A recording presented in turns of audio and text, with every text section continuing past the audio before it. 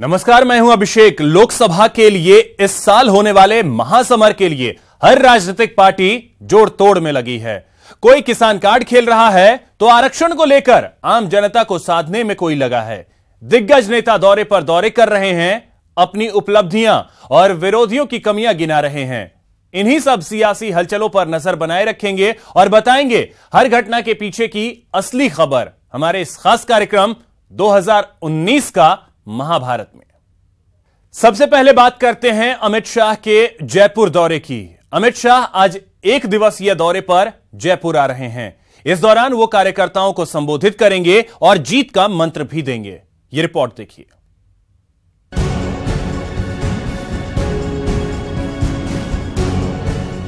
BJP की mission 25 pink city पधारेंगे Amit Shah.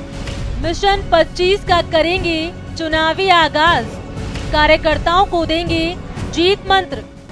Target fix है, मिशन सामने, तो ऐसे में मिशन का आगाज और तैयारियों में धार देने बीजेपी के राष्ट्रीय अध्यक्ष अमित शाह जयपुर आ रहे हैं। लोकसभा चुनावों को लेकर अमित शाह का ये दौरा बेहद महत्वपूर्ण माना जा रहा है, क्योंकि विधानसभा चुनावों में मिली हार के बाद अमित शाह का ये पहला प्रदेश दौरा हो रहा है। बीजेपी अध्यक्ष अमित शाह अपने इस एक दिवसीय दौरे के दौरान कई बैठकें करेंगे।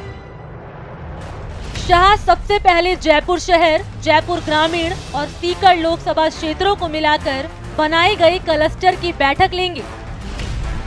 इस बैठक में इन 3 लोकसभा क्षेत्रों के बूथ अध्यक्ष और शक्ति केंद्र के ऊपर के पार्टी पदाधिकारी शामिल होंगे। इसमें करीब 5000 से ज्यादा पदाधिकारियों और कार्यकर्ताओं के शामिल होने का दावा किया जा रहा है। इस बैठक के जरिए शाह मेरा बूथ सबसे मजबूत का मूल मंत्र देने वाले हैं। अमित शाह एक दिवसीय दौरे पर आ रहे हैं। अब जरा अमित शाह का मिनट टू मिनट कार्यक्रम भी जान लीजिए। अमित शाह सुबह 11:30 बजे जयपुर एयरपोर्ट पहुंचेंगे। एयरपोर्ट से अमित शाह सीधे आदर्श नगर स्थित सूरज मैदान जाएंगे। शाह बीजेपी कार्यालयों की भूमि पट्टिका का लोकार्पण करेंगे। शक्ति सम्मेलन को अमित शाह संबोधित भी करेंगे। करीब 2:15 पर बीजेपी मुख्यालय में प्रदेश पदाधिकारी, लोकसभा प्रभारी और संयोजकों समेत जिला अध्यक्षों और जिला संगठन प्रभारियों की बैठक भी लेंगे। शाह शाम 4 बजे प्रदेश कोर कमेटी की बैठक लेंगे। शाम 5 बजे दिल्ली के लिए रवाना होंगे अमित शाह। साफ है, बीजेपी मिशन 25 को लेकर चल रही है। ऐसे में उसके सामने चुनौतियां भी कम नहीं है। ऐसे में बीजेपी अभी से ही चुनावी मोड में आ गई है। Bureau report, news 18। तो आज से अमित शाह राजस्थान में मिशन 25 की औपचारिक शुरुआत करने जा रहे हैं और उसके बाद 23 और 26 फरवरी को पीएम मोदी खुद रैली कर बीजेपी कार्यकर्ताओं में जोश भरेंगे।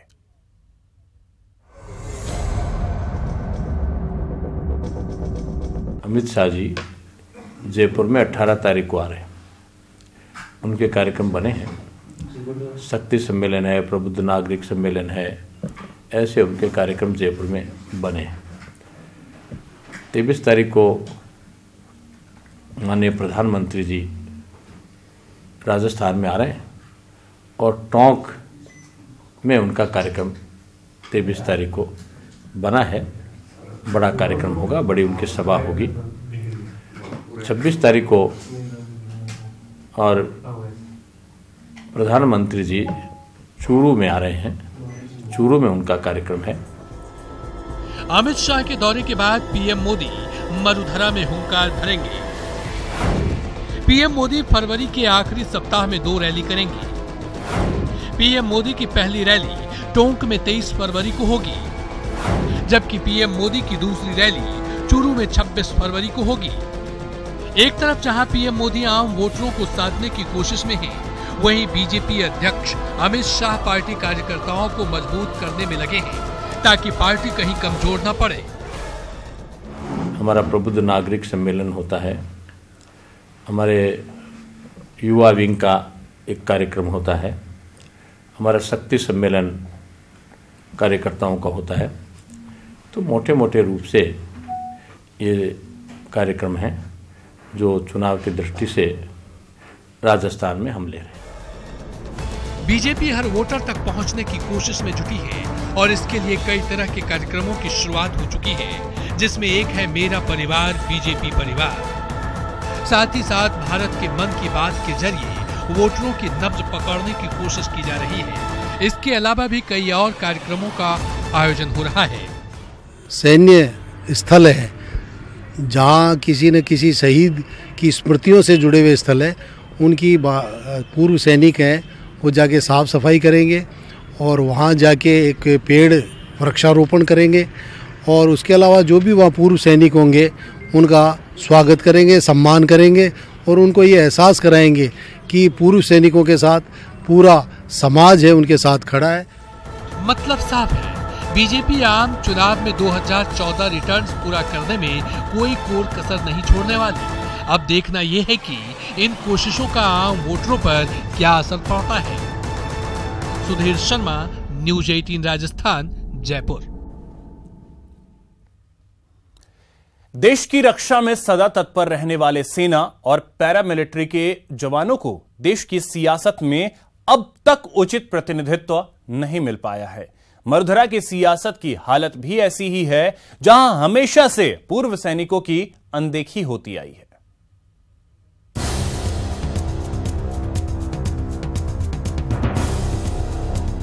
सेना के शौर्य और पराक्रम को सीढ़ी बनाकर सियासत के माहिर खिलाड़ी सत्ता के सिंहासन तक तो पहुंच जाते हैं, लेकिन जब सियासत में भागीदारी की बात आती है तो अपना दांव पेच चलाने लगते हैं। अब देखिए, देश के सबसे बड़े दो दल बीजेपी और कांग्रेस ने सैनिक प्रकोष्ठ तो बना रखे हैं, लेकिन इनके लिए अलग से कोई दफ्तर नहीं है। कांग्रेस का सैनिक प्रकोष्ठ तो सालों से निष्क्रिय पड़ा है। हालांकि बीजेपी जनरल वीके सिंह का उदाहरण देकर अपनी पीठ थपथपा रही है। सैनिक प्रकोष्ठ का सवाल है।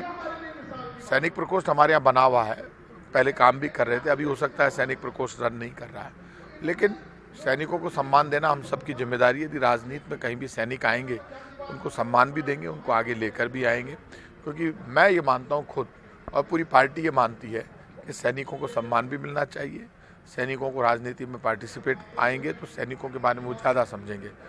ये ऐसा कहीं भी नहीं है कि हम राजनीति में सैनिकों को आगे नहीं लाना चाहते, हम बिल्कुल लाना चाहते हैं, लेकिन सैनिकों को भी आगे बढ़कर राजनीति में आना पड़ेगा। पिछले चुनाव में एमएलए के अंदर मानवेंद्र सिंह जी को टिकट दिया था।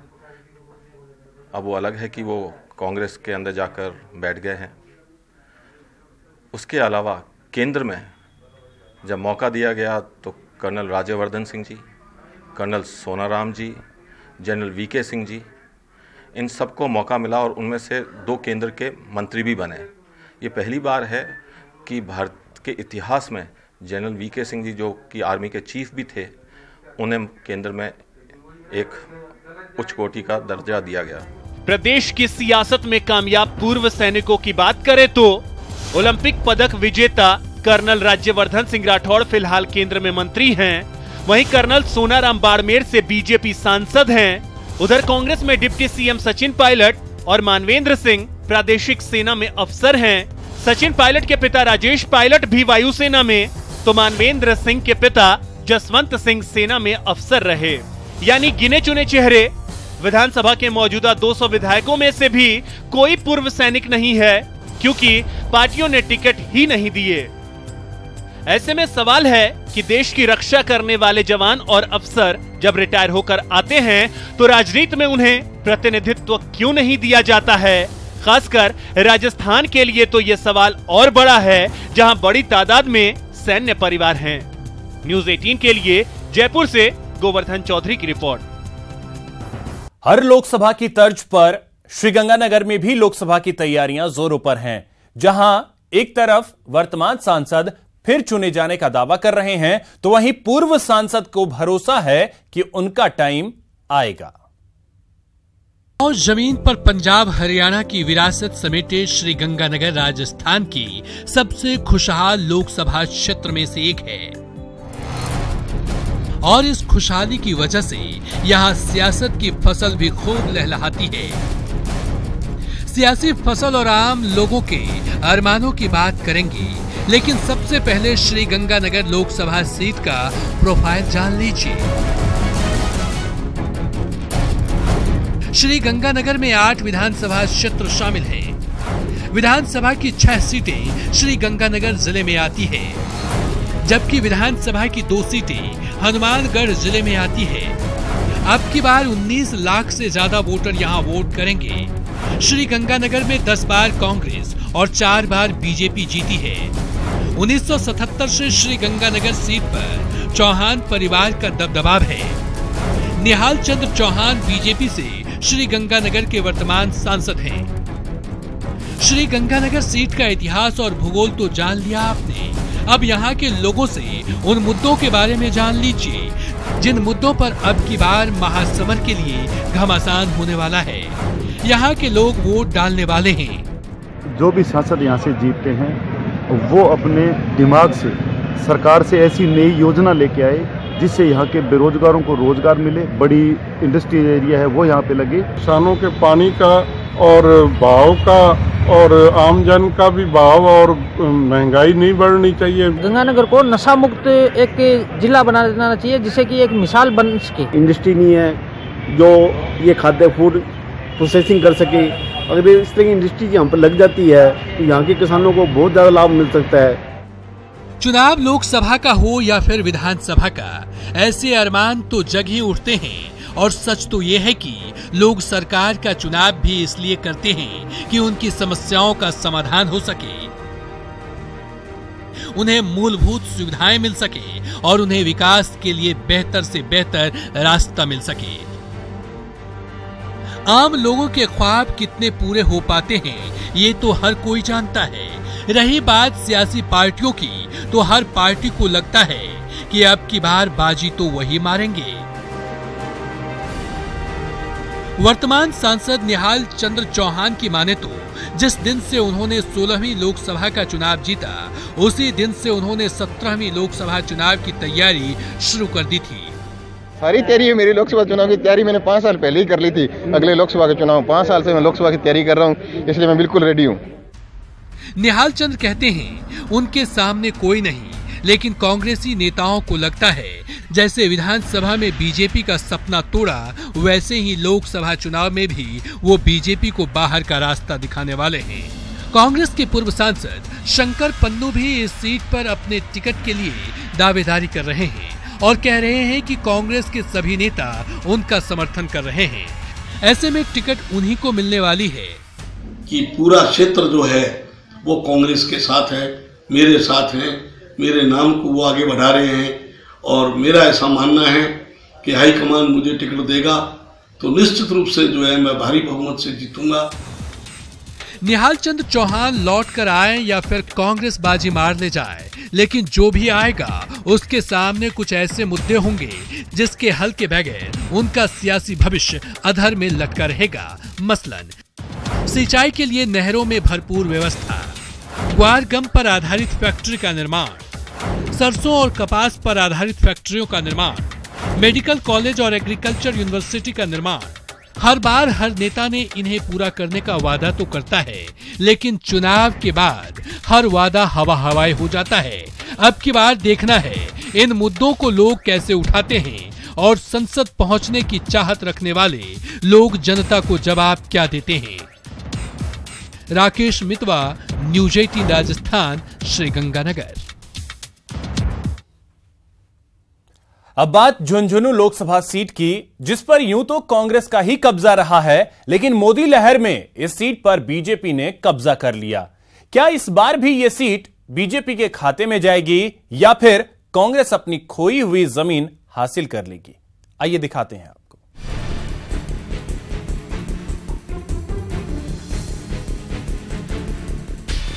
सियासी ही नहीं बल्कि शौर्य और वीरों की भूमि है झुंझुनू। झुंझुनू के इतिहास की बात करें तो इतिहासकारों के मुताबिक 15वीं शताब्दी में जुझार सिंह नाम के जाट ने नवाबों को परास्त कर इस शहर को बसाया था। जुझार सिंह के नाम पर ही इस शहर का नाम झुंझुनू पड़ा है। झुंझुनू का इतिहास तो आपने जान लिया, अब झुंझुनू लोकसभा सीट का समीकरण भी देख लीजिए। झुंझुनू लोकसभा की आबादी करीब 21,37,000 है। झुंझुनू में आबादी के लिहाज से मुस्लिम दूसरे नंबर पर हैं। झुंझुनू लोकसभा में विधानसभा की 8 सीटें आती हैं। झुंझुनू में जाट, माली और SC/ST वोटों का खासा असर है। जाट, माली और मुस्लिम बहुल इस सीट पर कांग्रेस का ही ज्यादा कब्जा रहा है। झुंझुनू लोकसभा में जीत हार के इतिहास की बात करें तो 1957 और 1962 में झुंझुनू से कांग्रेस को कामयाबी मिली। 1967 में झुंझुनू से स्वतंत्र पार्टी ने परचम लहराया। 1971 में कांग्रेस को जीत मिली। 1977 और 1980 में जनता पार्टी ने डंका बजाया। 1984 में कांग्रेस और 1989 में जनता दल को कामयाबी मिली। 1991 में झुंझुनू से कांग्रेस को जीत मिली। 1996 में झुंझुनू से तिवाड़ी कांग्रेस को कामयाबी मिली। 1998 में झुंझुनू से कांग्रेस अर्स को जीत मिली। 1999 से 2009 तक लगातार 3 बार कांग्रेस जीती, जबकि 2014 में संतोष अहलावत ने पहली बार बीजेपी को सीट दिलाई। 2014 के मोदी लहर में बीजेपी के संतोष अहलावत ने शीशराम ओला की पुत्रवधू राजबाला ओला को हराकर कांग्रेस के इस किले पर कब्जा कर लिया। लेकिन कांग्रेस की इस पारंपरिक सीट पर दिवंगत नेता शीशराम ओला 5 दशक तक राजनीति में छाए रहे। दिवंगत नेता शीशराम ओला यहां से 5 बार लोकसभा चुनाव जीते थे और 1996, 1998, 1999, 2004 और 2009 में लोकसभा पहुंचे थे। लेकिन शीशराम ओला के निधन के बाद झुंझुनू में कांग्रेस कमजोर हो गई। माली और मुस्लिम बहुल वाली झुंझुनू सीट पर सियासत अलग किस्म की रही है। ऐसे में झुंझुनू में इस बार देखना दिलचस्प होगा कि कांग्रेस अपनी खोई हुई जमीन हासिल कर पाती है या बीजेपी अपनी सीट बचा पाती है। न्यूज़ 18 के लिए झुंझुनू से इम्तियाज की रिपोर्ट।